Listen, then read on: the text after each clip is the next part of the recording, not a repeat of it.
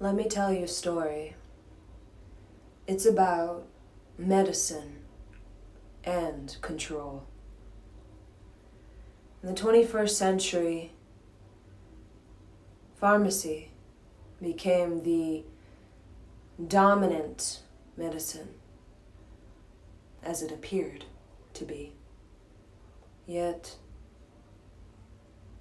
underneath the consumerism, commercialism, capitalism, the original medicine was still outstandingly the more prevailing force on this planet. And this medicine belonged to great medicine women and men, herbalists, those who were practitioners of ancient medicine. And all these families had each their own book of medicine, particularly the indigenous families that were medicine men and women for generations. Over 14 generations, some of these families were practitioners of medicine, the ancient medicine. Long before pharmacy, there was an ancient medicine. In the times of the medieval,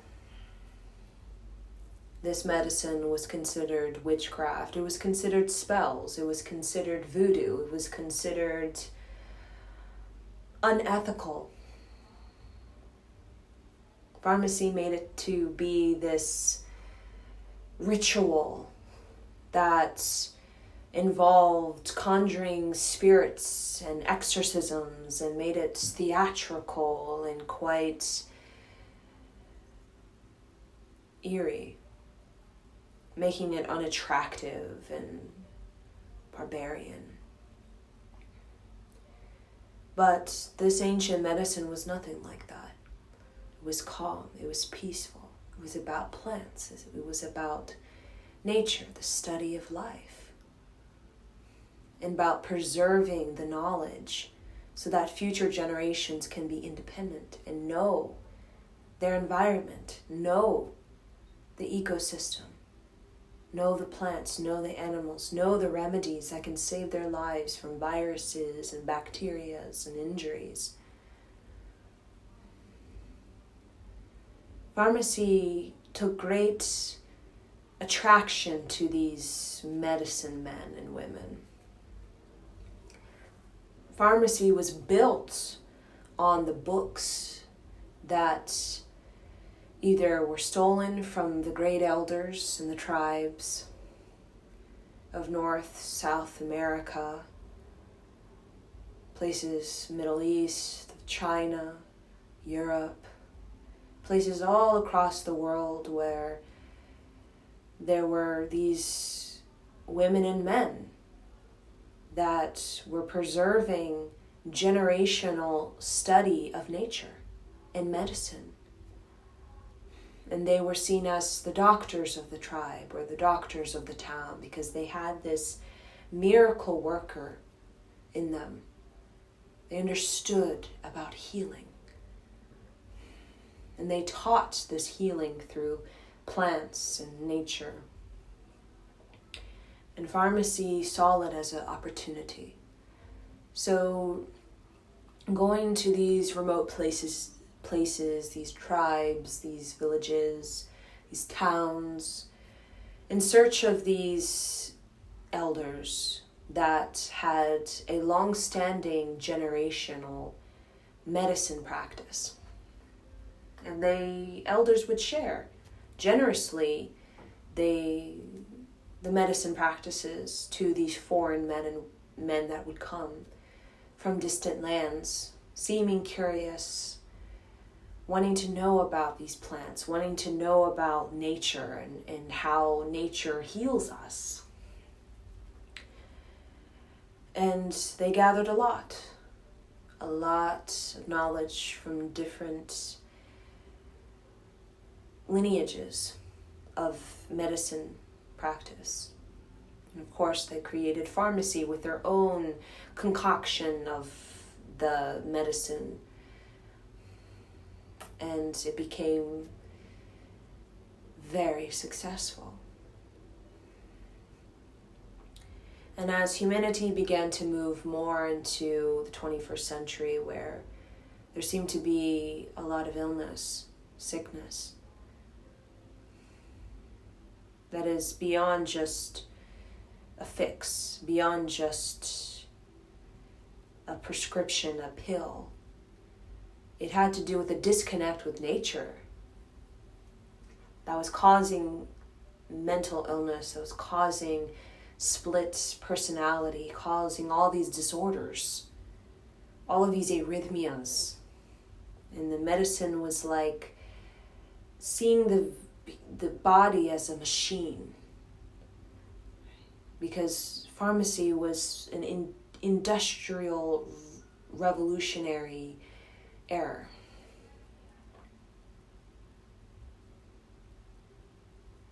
And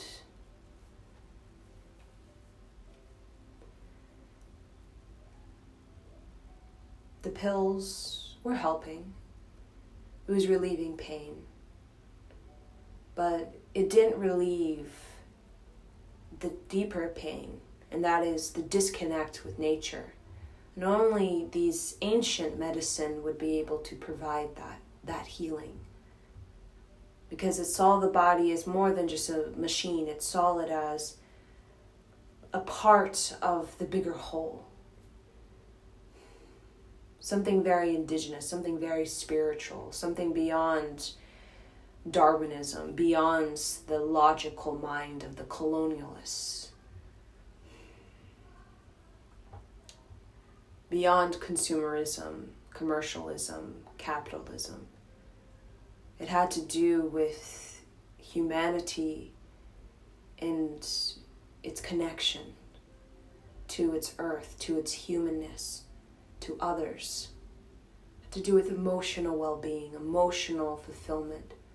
It had to do with the mind and the healing of the mind. And pharmacy had no pill that could fix that.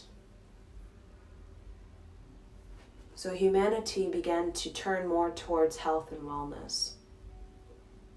First gradually, because there was a lot of debunking of medicine practice from an era in the medieval time where medicine practice was demonic, and it was full of these images of exorcisms that would involve spells and witches and rituals, and it was made to be like this Halloween thriller,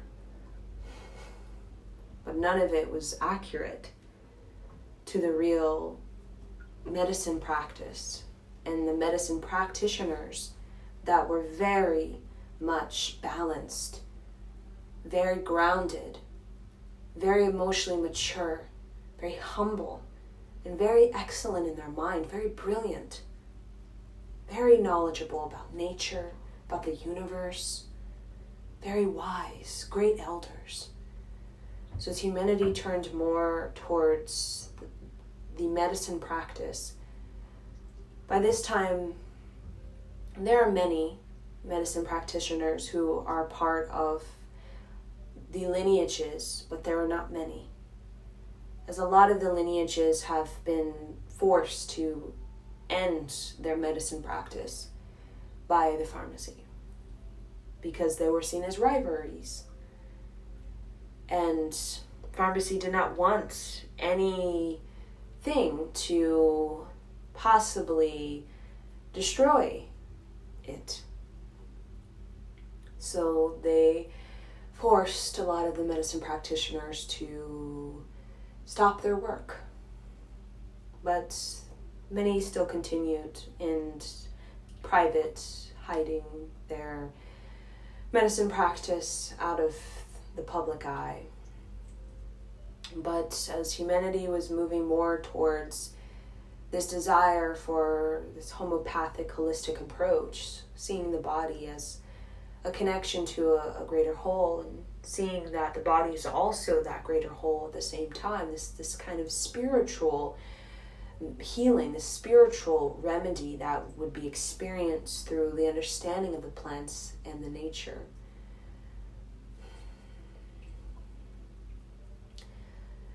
There began this attack, as there always was, but became more progressive, because pharmacy was always going and always will be quite this booming, very wealthy stance in humanity.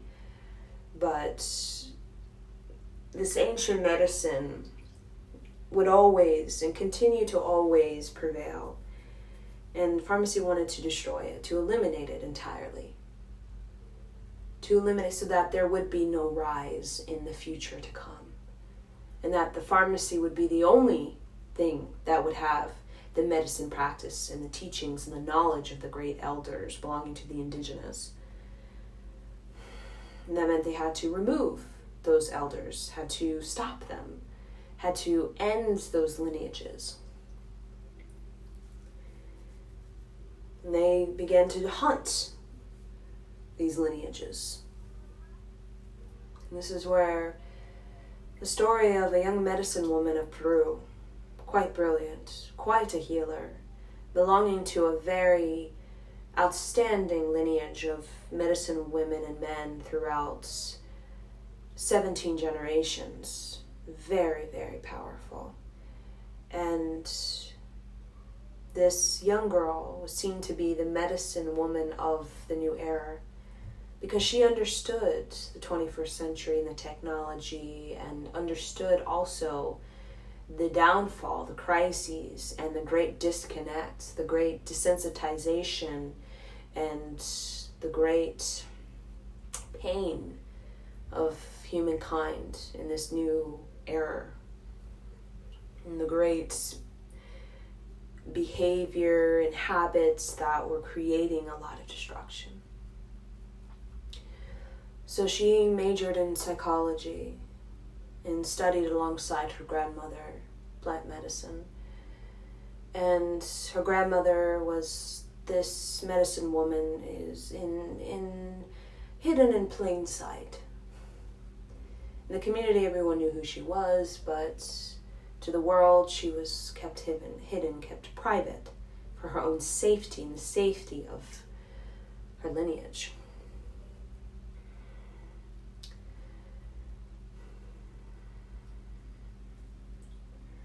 And this girl, she was quite an inventor. She was very excited about learning, genius in her own way. And she discovered in her elder's book very ancient medicine practice. And that was this sort of thing that could make the pharmacy double what it's ever made with its pills and whatnot. And it didn't catch wind for a while, as it was just this Peruvian thing. But it was very natural, and it was very healing, and very curative. And what it did is it helped the secretion of the pituitary gland. And of course, the pharmacy wanted that. Secretion of the pituitary gland was the goal for most people. Getting high, sex, drugs was all about getting that state. But this was a healthy way. And it involved, of course, some meditation, natural, but it also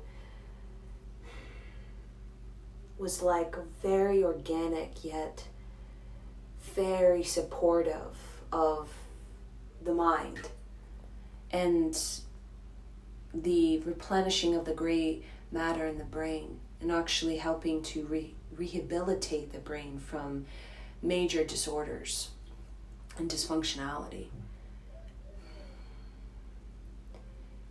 And it began to catch wind when someone from Peru went to California and shared this experience. And of course, the person who was listening in has a husband who is very pronounced, privileged in pharmacy, very elite within the pharmacy. And of course they wanted to find this girl, this Peruvian young girl who discovered this, who had a lineage of very powerful medicine women and men. And they couldn't find her, she's hidden in plain sight. But eventually they did find her, and they wanted to know what it was. What is this healing? What is this medicine practice? What is this remedy? She never gave it to them, because she knew that person's intention was not pure. The intention was to distort it and to make it into something that actually would distort the human brain. That wouldn't help, but it would distort, even possibly create diction, and would create a lot of havoc in the human brain and the mind. It would actually even damage the pineal gland and the pituitary gland.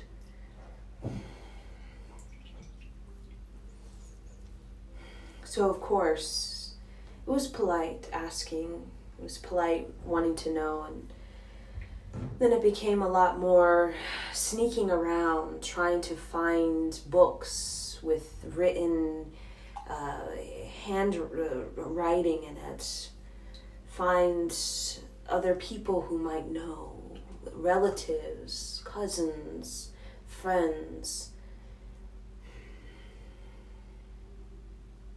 And then it became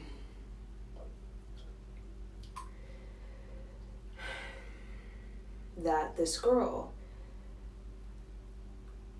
she was taken, not from anybody within South America, was taken from the US, from the pharmacy, and was put into this laboratory.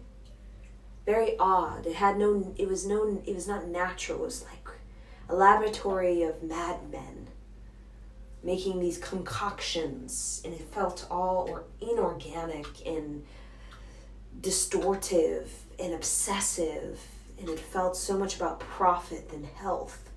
It felt so much about control than giving and sharing and helping.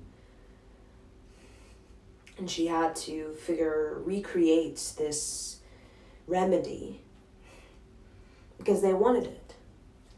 And the reason that they wanted it is because they wanted to create the version of it that would do the quite opposite, that it would deplete the pituitary gland and the pineal gland. And when she discovered this, she was astounded. She didn't understand why they would want to do that to humans. And they never explained the reason why they would want to dumb down the pituitary and pineal gland. But she started to figure out that as long as human beings are confused, as long as human beings are underdeveloped and in chaos in their mind, they will be forever reliant on the pharmacy. And they will never be able to think for themselves, and they will never be able to connect or know nature or be one with nature. And that will be the final cord cutting from nature to human, human to nature.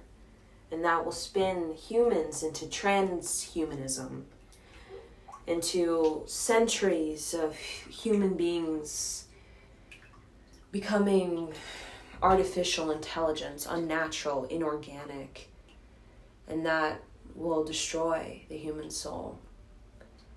And it will make consciousness like some kind of controlled machine that is having an inner voice that isn't even consciousness. It's this outsource that's being manipulated and deceived. And she wanted no part to play. She did not want to give something that they would create the opposite of that. opposite effect of secretion. It would be the calcification of the pituitary gland. And she resisted. And they were kind to her, even though she was taken, and they gave her food, they gave her a place that was warm and that was beautiful, but it was very barren. There was nothing in it that she could use as weapons. No glass, no forks, nothing. It was like a prison cell, but like an upgrade to make it look nice, but it was not. It was all an illusion. She was there for months. She was there for a year. And she was pretending to make something. But they knew she was not. She was just buying time. But they knew she might break under the pressure. She was living underground. There was no light, natural light. There was no beauty, no nature. And they knew, being this indigenous woman, that being without nature for a long time, she would break. But she always would sing medicine songs, always singing these medicine songs. Even though there was no plants, she never saw a tree. You would think her mind would just rot away. But she kept singing these medicine songs. She kept seeing her grandmothers with her, and her grandmother's grandmothers. And she had strength. And they began to realize this one sort of guardian of her, this man that was interested in her, yet he was very privileged, militant, and very much stoic, brute, very disconnected from nature, very robotic, mechanical. He began to realize that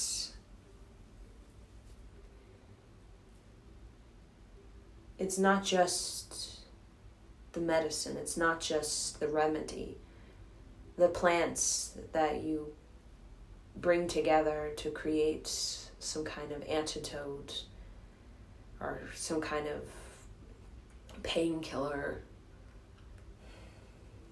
or cleanse of bacteria.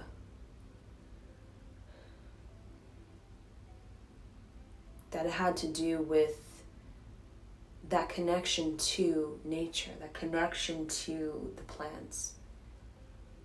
It made her very strong. It made her spirituality very resilient. She was somewhat going crazy, but not. She was crazy in her medicine songs that she would hum and that she would sing. And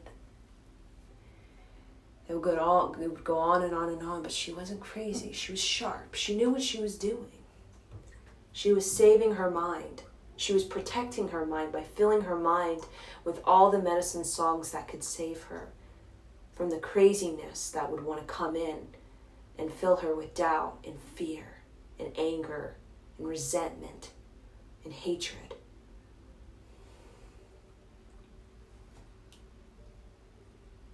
So as time went on, a year became 2 years. They never got it from her. They began to close this program that they were doing with this young woman. And it was about 4 years. That became 7 years. She was way beyond a young woman now. She was a teenager. She went all through her late teens, all through her young adulthood in this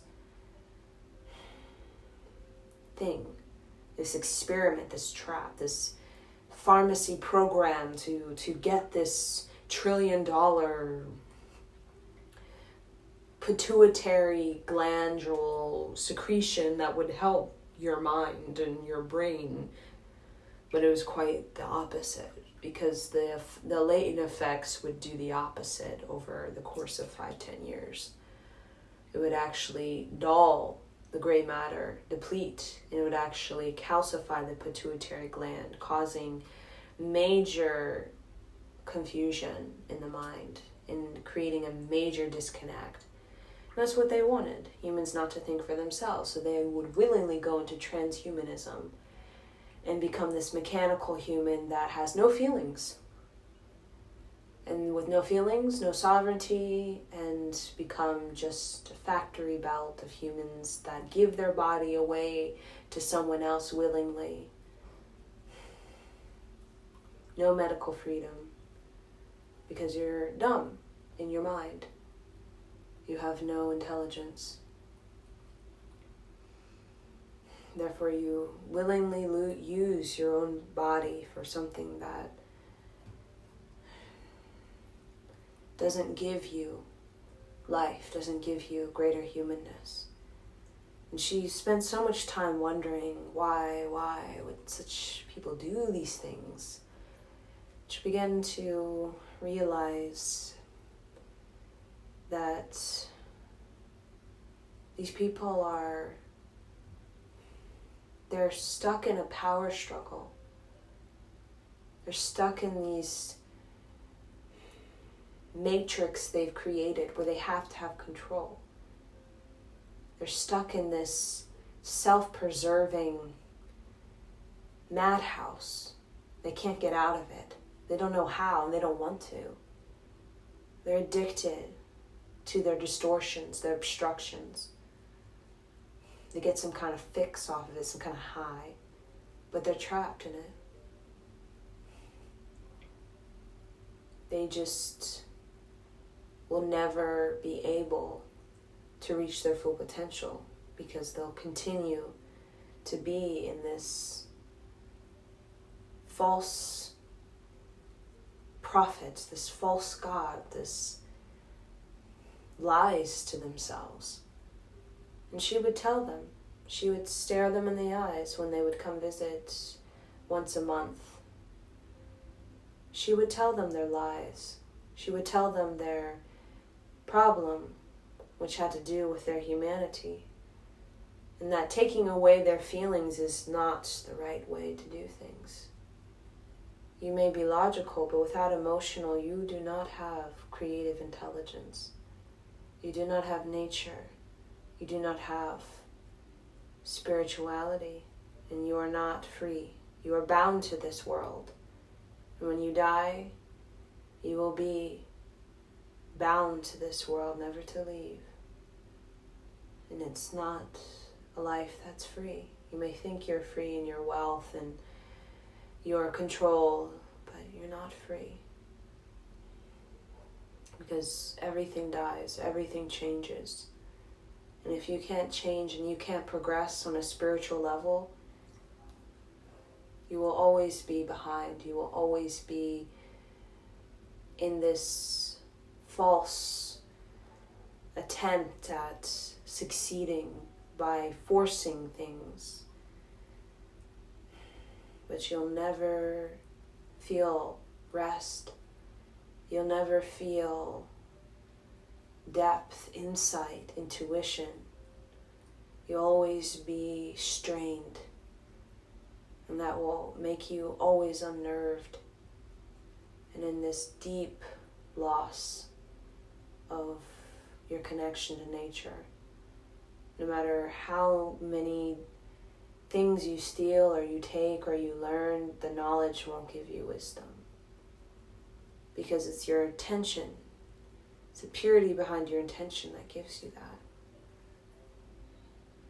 You'll just be living this illusion, this false prophet, until you die.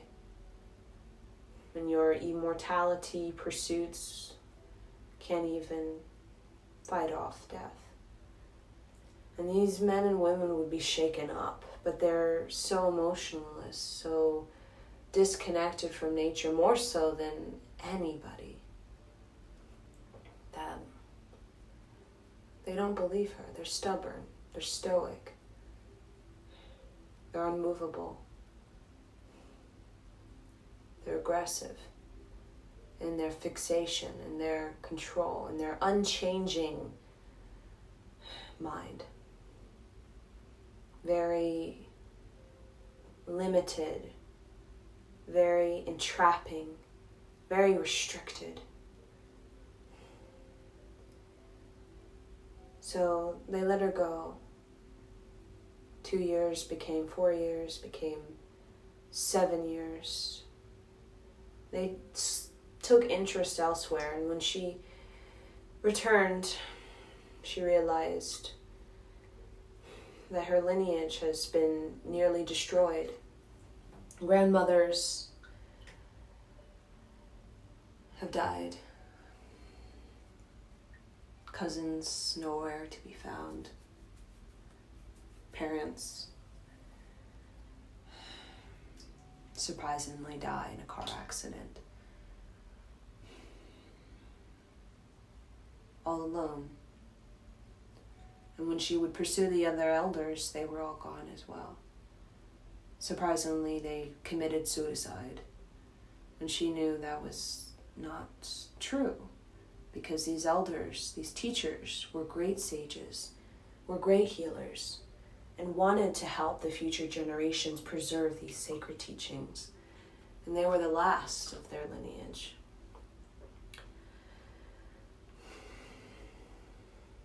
She became seemingly a medicine woman among very few. Happened so quickly. Within 7 years, it became just a small number. And she realized within that time that these medicine men and women who are building communities, sharing these teachings, were being targeted. And a lot of them were moved. But she found through her grandmother's voice in her intuition, she went to this mountain. She was always drawn to it, but she never went. It has a high altitude.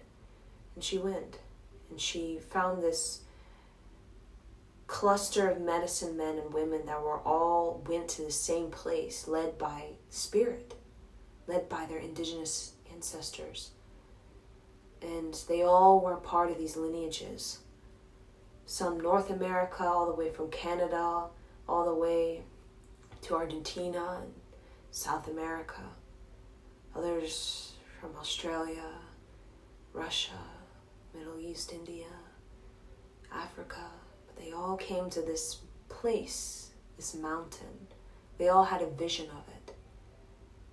And they joined in the circle. And when she saw all of these people, there was about maybe 60 men and women. 60. And they were considered the great medicine practitioners, the great healers of their town, their village, their tribe. And they didn't know why they were drawn to this place, but they all found each other there. And in ceremony, they lifted their hearts to the sky. They all knew this ceremony, even though some were Chinese, some were Russian, some are from Australia, some from Africa, and all these different languages, different tribes, different villages, different cultures, all knew the same thing, all knew nature as one. Not African version, Russian version, Australian version. And they all, in ceremony, were praying for humanity.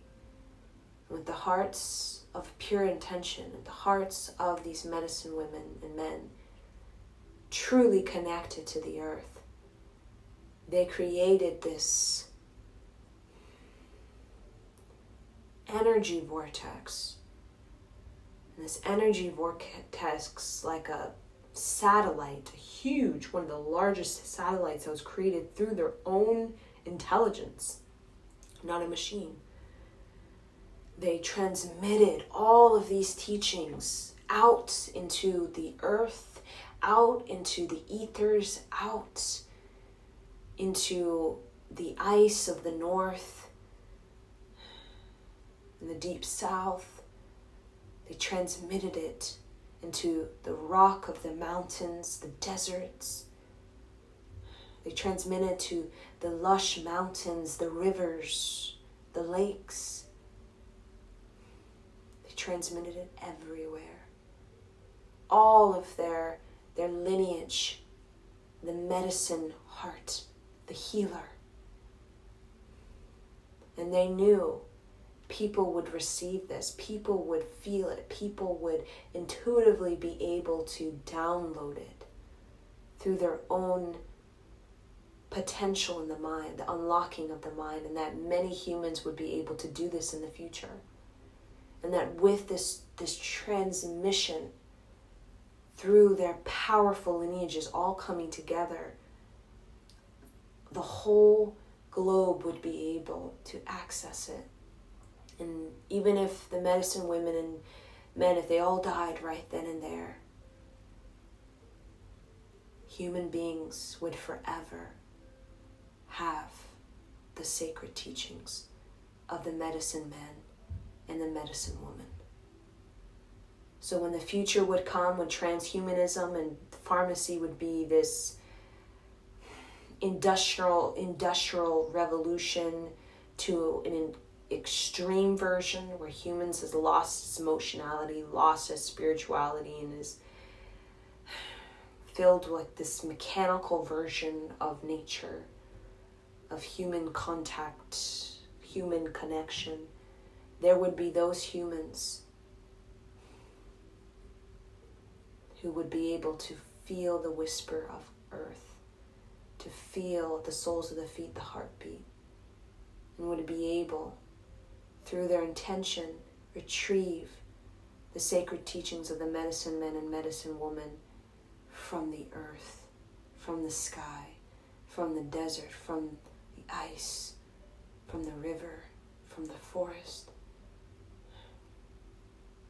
So that would be humanity's great healing of a remote future that would resurrect humanity from a slumber of machinery and artificial intelligence. And that would be the jumpstart to humanity's full recovery as a nature being, as a great person who understands how to be one with nature, how to uncover nature and its wonder, the remedies of nature, and how to be a healer. This is the teaching that they gave to the remote future in a time of great crises in human development and in human disorders. And that to be a healer is the story of humanity returning back to nature after a time of being disconnected, dysfunctional, and desensitized, so mechanical, robotic, stoic, stubborn, unfeeling. And the great healers would not be any part of any medicine woman or medicine man lineage of 14, 17 generations. It would be the person who's willing to plug back in, receive what is already deep within every human being, and act upon the great knowing, the great intuition that wants humanity, wants the human to progress in its transmission of excellence, that doesn't come from anything except the human who has become masterful, a great student of nature. And that is the story. And that is the story.